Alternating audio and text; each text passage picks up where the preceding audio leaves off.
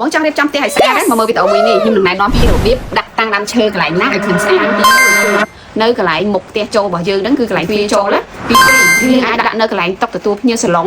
តុចិត្តសាឡុងហ្នឹងហើយទី3គឺយើងអាចដាក់នៅកន្លែងទូទួលរបស់យើងដើម្បីពេលដែលយើងមើលទូទួលហើយគឺយើងមើលទៅរុក្ខជាតិបៃតងទៅគឺវាជួយភ្នែករបស់យើងដែរទី4គឺយើងអាចដាក់នៅកន្លែងកម្មចេដានៅពេលដែលយើងឡើងទៅក៏ឃើញស្អាតយើងរៀបចំទាំងប្រមាណនេះអញ្ចឹងគឺអាស្រ័យលើតិចនិចរបស់យើងដែលយើងរៀបចំមកឃើញស្អាតផ្ទះរបស់យើងគឺកាន់តែលើកសម្រងអញ្ចឹងយើងមិនមែនចេះតែដាក់ឲ្យបានទេអញ្ចឹងដើមឈើគឺវាមានកន្លែងរបស់វាពិសេសមួយទៀតគឺសម្រាប់ចុងក្រោយគឺនៅកែងកន្លែងដែលវាលកន្លែងដែលកែងគឺយើងជ្រើសរើសវាមកហើយយើងរៀបទៅគឺវានឹងស្អាតដូចដែលរូបដែលខ្ញុំប្រាប់នឹងហើយរូបនីមួយៗនេះគឺស្អាតមែនទែនហើយបងណាខ្លះដែលគាត់មានតម្រូវការចង់បានជាមួយនឹងដើមឈើជ័រគឺខាងខ្ញុំក៏មានលក់ដើមឈើជ័រសម្រាប់បងយកទៅដាក់តាំងហាងផ្ទះឬក៏ធ្វើជា background ថតវីដេអូអីចឹងគឺយើងអាចយកទៅបានបងអាចកំងពី page របស់ខ្ញុំដែលមានដាក់នៅទីនេះបើសិនជាមើលឃើញវីដេអូមួយនេះចង់បាន promotion comment នៅក្នុងវីដេអូមួយនេះខ្ញុំនឹងមាន promotion ពិសេសជូនបងអូខេសម្រាប់អ្នកដែលគាត់យកទៅដាក់ហាងជាពិសេសយកចាប់ពីដើមឡើងគឺខ្ញុំនឹងមានកាដូជូនទៀតអរគុណ